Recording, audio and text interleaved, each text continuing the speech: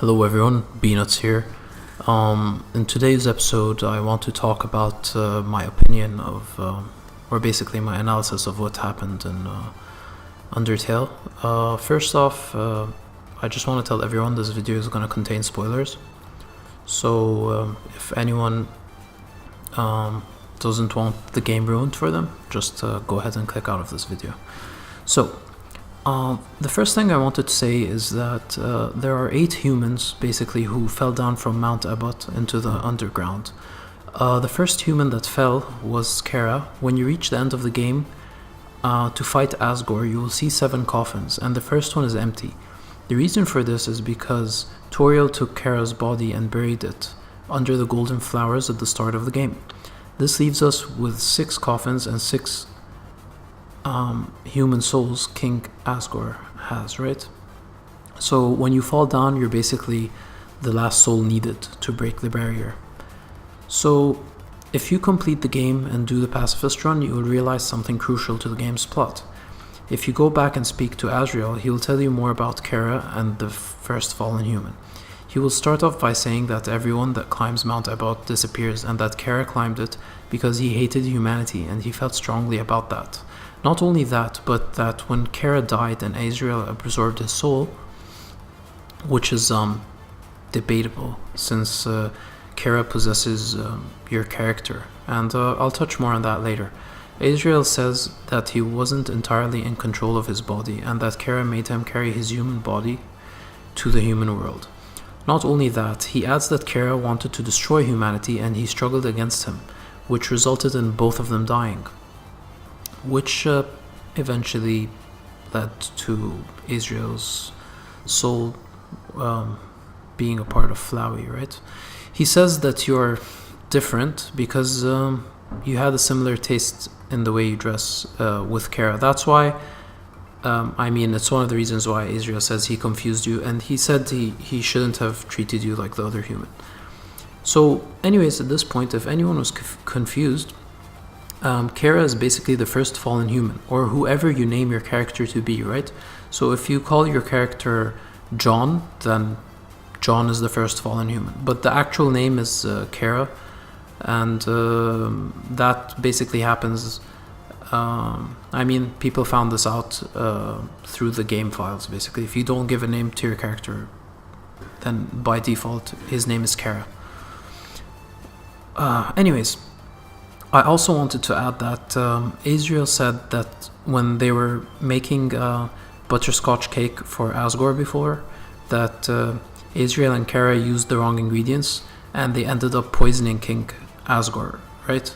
And I'll touch more on that later also with the tapes. But basically, he says that Chara laughed it off, and when I show you the tapes later that you find in the lab, you're going to see that Asriel was actually really upset about that. Frisk, on the other hand, right, is the name you're going to see in the Pacifist route, and he's the character you actually play with the entire game. He's the 8th person that fell down after the first 7, basically. Now, when you play the Genocide run, this is the only time Chara is visible, right? Chara basically possesses you, and there are several indications of this throughout the game. First of all, if you walk into Asgore's house in the Pacifist or the neutral route, you'll see a gift box, basically. In the case of the neutral route, it will contain a worn dagger, and the character looks at it as a tool for cutting leaves and vines, but in the Genocide run, the character sees it as a real dagger and a weapon of murder, basically.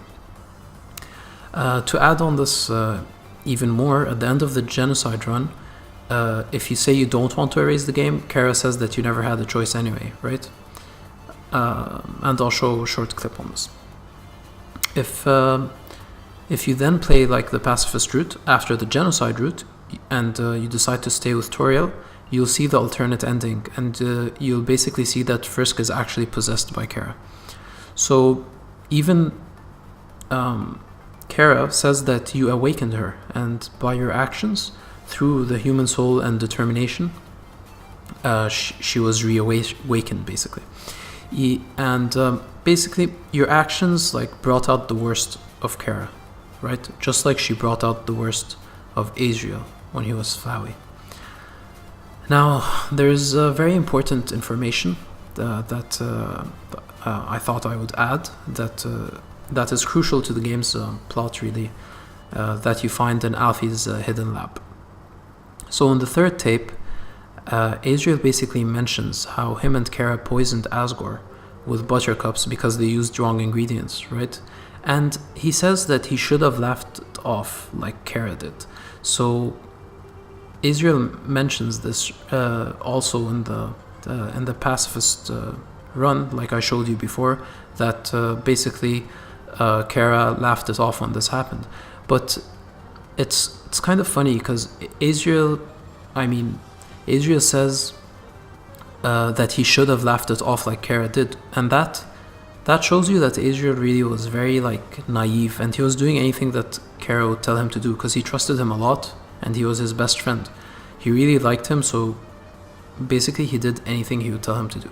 Anyways, in the fourth tape, you realize that Asriel says that he does not like this idea, and the other person talking is clearly Chara, and he's saying that big kids don't cry, and Asriel says that he'll never doubt him, and will be strong and will free everyone, and he actually tells him, I'll go get the flowers. This basically shows you, or it indicates that where the plot is going. Basically, Chara convinced Asriel that he's going to kill himself in order to save the monsters or break the barrier, but in reality Chara actually hated humanity, and he actually wanted to take revenge on the humans, which I talked about before. So in the fifth tape, you're gonna see basically two people are talking. Basically Toriel is saying, can you hear me? We want you to wake up. And Asgore is saying, you have to stay determined. You can't give up. You're the future of the humans and monsters. So the third person you hear talking is Asriel, and he's saying, please wake up. Like, I don't like this plan anymore, and I said I'd never doubt you. And then he says 6, right? We just have to get 6 and we'll do it together, right? So you basically notice in the final tape that Asgore and Toriel were trying to wake Chara up, but I think it was too late. He was already poisoned and dying. And Asriel wanted to back out of the plan, but then he says, no, I'd never doubt you, and we just have to get 6. So he's actually talking about the 6 souls needed to break the barrier, right? So it's basically clear that Chara poisoned himself on purpose to break the barrier and destroy humanity. Anyways, these are my thoughts on what really happened in Undertale. It's a great game and probably one of the best I've ever come by. Please like this video and subscribe for more. Peanuts out.